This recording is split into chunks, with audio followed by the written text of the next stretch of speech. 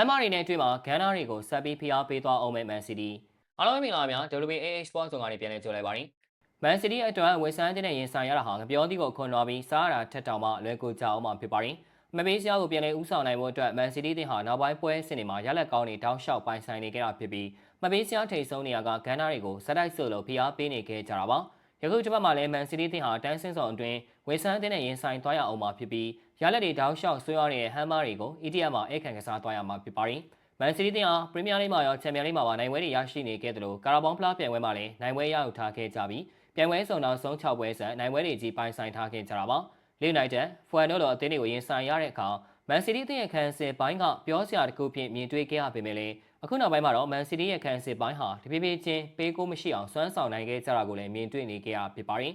နောက်ဆုံးကစားခဲ့တဲ့ပြိုင်ပွဲစုံ3ပွဲမှာဆိုရင်လည်းမန်စီးတီးရဲ့ခံစစ်ကပေးကိုတစ်ခုသာရှိထားခဲ့ကြတာပါ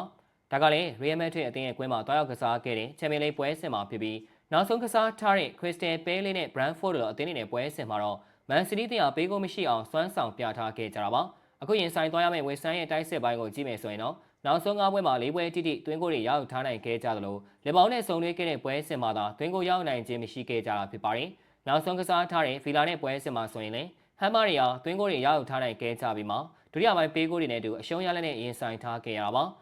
ဂန်နာတွေကိုနောက်ကနေဖိအားပေးမှုတွေတောင်းလျှောက်ပြုလုပ်နေတဲ့မန်စီးတီးကိုဟမ်မာရီအနေနဲ့တားဆီးဖို့ဆိုတာကလုံးဝဖြစ်နိုင်မှာမဟုတ်ပါဘူးမန်စီးတီးတင်ဟာဂန်နာတွေရဲ့ခြေချော်မှုကိုစောင့်ကြည့်နေခဲ့ကြတာဖြစ်ပြီးအေဗာတန်အသင်းရဲ့မှာတွားရောက်ရင်ဆိုင်ရမယ့်ပွဲစဉ်မှာဂန်နာတွေအနေနဲ့အမှတ်ရောခဲ့ကြမယ်ဆိုရင်မန်စီးတီးအနေနဲ့အမှတ်ပေးစရာကိုဦးဆောင်သွားနိုင်မှာဖြစ်ပါတယ်အဲဒီအတွက်မန်စီးတီးတင်ဟာယခုတစ်ပတ်ကစားမယ့်ဝက်ဆန်တဲ့ပွဲစဉ်ကိုအနိုင်ယူဖို့အားခဲထားခဲ့ကြမှာဖြစ်ပြီးဂန်နာတွေကိုဆက်ပြီးဖိအားပေးမှုတွေပြုလုပ်သွားကြအောင်မှာဖြစ်ပါတယ်